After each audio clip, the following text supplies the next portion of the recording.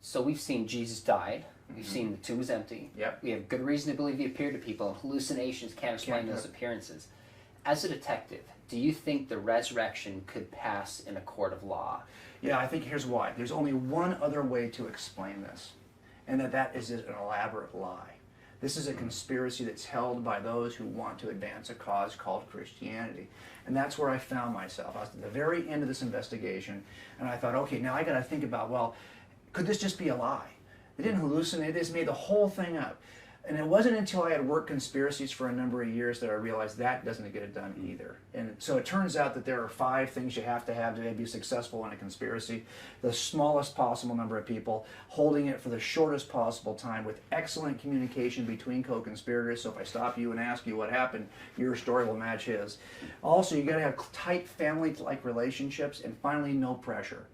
It turns out that the 12, and it's more than the 12, because in Acts 1, there's a whole upper room full of people. That's right. And they pick Matthias from that room to replace Judas. And then Paul says there are 500. So there's hundreds of people, already too many people to be successful in a conspiracy, who have to hold it for 6 decades, way too long to be successful, with no way to communicate back and forth. So if Thomas is in India getting tortured for what he says is true, he can't tell you what Matthew is saying in North Africa or what Paul has been saying in Rome.